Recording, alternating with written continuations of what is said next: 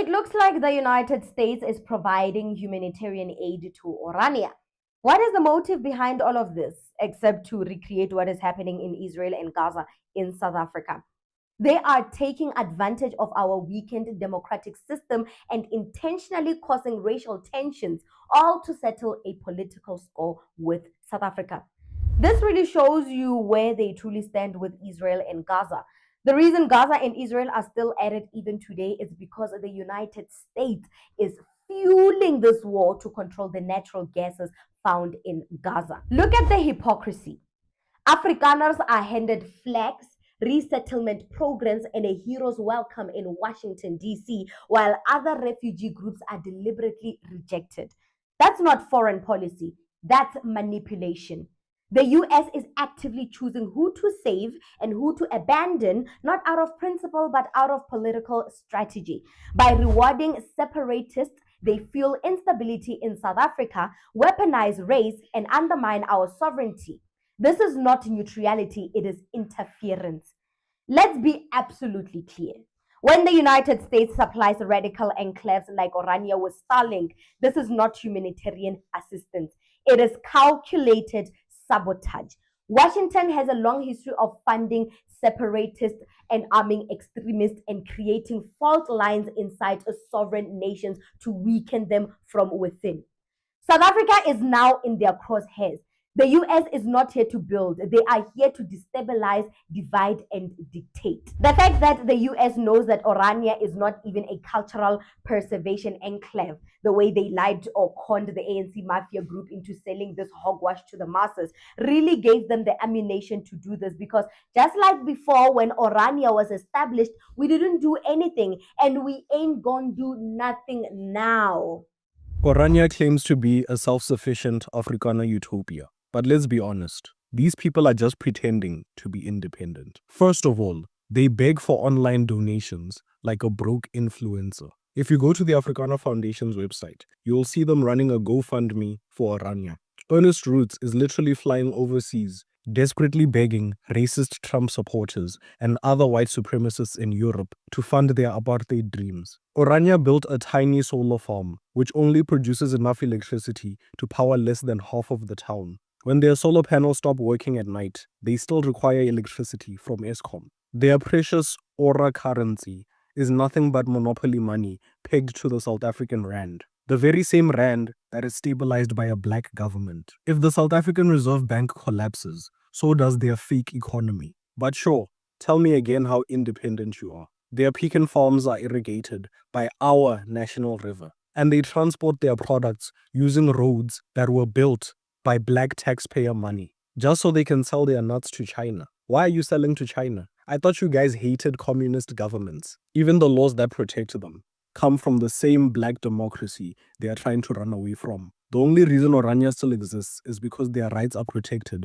by the constitution. Imagine claiming to be independent while begging foreign countries for donations, buying electricity from Eskom, watering your trees with a national river that you don't own, and selling your products using roads that you didn't build. If Orania really wants to prove itself, stop buying electricity from Eskom. Mint a currency that's not backed by the black South African economy. They can even use Bitcoin if they want. Stop using our roads and stop using our water. Irrigate your desert with your own tears. But they won't do any of this because deep down they know, without black South Africa's economy, legal system, and infrastructure, Orania would collapse within a month. And here's the funniest part. Afrikaner self-reliance has always been a lie, even during apartheid. They needed massive government subsidies and cheap black labor just to survive. Orania is living proof just how much white people still depend on us to survive. It's a glorified Disneyland for racist white people who miss apartheid. Orania is a place where they can pretend to be independent. Orania is Israel inside South Africa. If you sleep on them 30 years later, you will regret the day you allowed it to exist. Trust me. Orania right now is building the army, and the ANC is busy handing over the leadership to the DA. Black people, we are on our own. We are literally on our own. Right now as we speak, Orania is building armies, is training children to be in the military, while Simultaneously, the president of this country is handing over his leadership to the DA, endorsing DA publicly.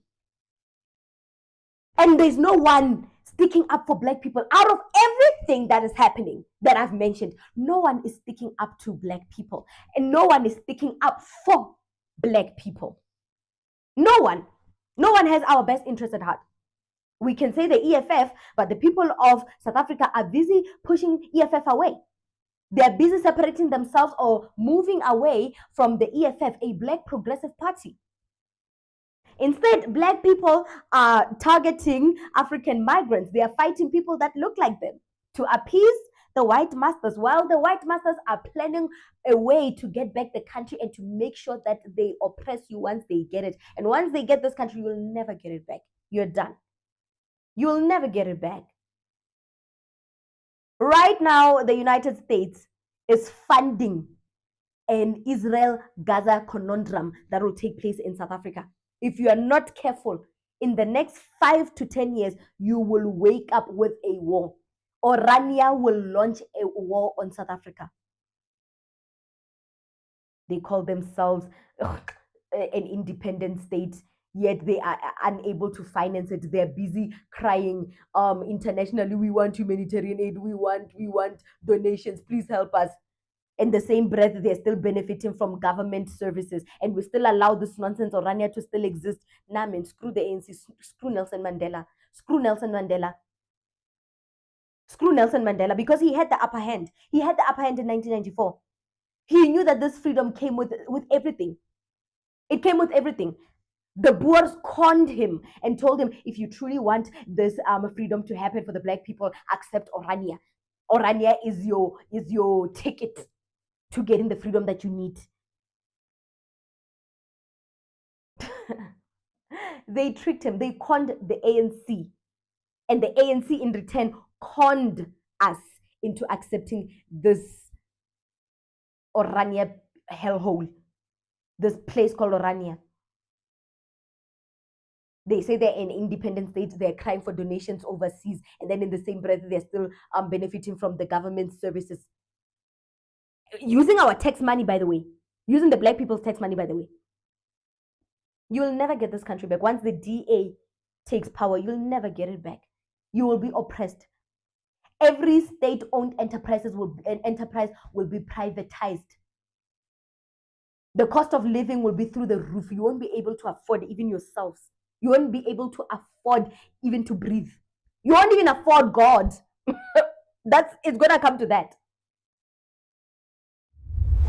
I've mentioned so many problems. The United States is backing up their white brothers and sisters. It doesn't, like, white people are united. It doesn't matter where they are in the world.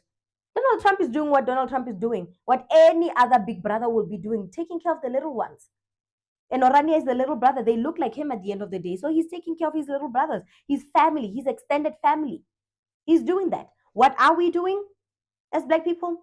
Oh, we're kicking each other out. We are murdering each other. We are violent towards each other. We are xenophobic towards each other. We are not even united.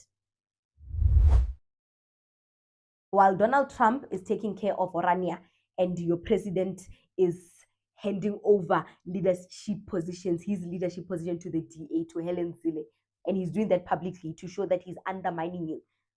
And in the same breath, he insults you, a Black person, for his failures. He insults you for his failures, saying that, oh, you voted for the ANC, but you don't know that the ANC or a Black government is incapable of governing without white supremacy hovering over them, monitoring them. That's what he's saying. He's throwing your trust, your belief, your hope in the ANC back in your faces. And there's going to be a stupid person from the Eastern Cape, a stupid Black person from the Eastern Cape voting for the ANC in the next elections. There's going to be that stupid one, I know. And you deserve all the smoke you're getting, Eastern Cape, by the way. Eastern Cape is the most poorest province in South Africa, and it deserves, rightfully so, it deserves all the smoke. It does. No one is taking care of Black people. No one is taking care of, no one is representing our interests. No one has our best interest at heart.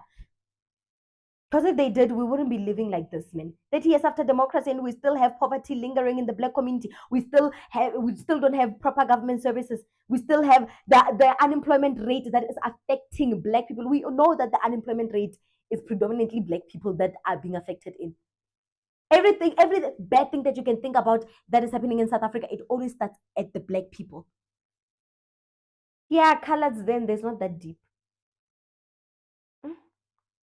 What do you think about this segment? Comment to us in the comment section below. Don't forget to like and share the broadcast. Subscribe to our YouTube channel. Hit that notification bell so you don't miss these groundbreaking conversations right here on the African Diaspora News channel. And oh, family, I'm back at it. And you know that I have my own YouTube channel. It's called The Native Talk. The link is in the description box below. So go to the description box below, click on the link, and subscribe to The Native Talk. And let us have a productive conversation about Africa's political landscape and how we can improve it. And also share in our melting pot cultural dynamics as well. And tell me your favorite South African destination that you'd like to go to with me as your tour guide, of course. Until then, goodbye.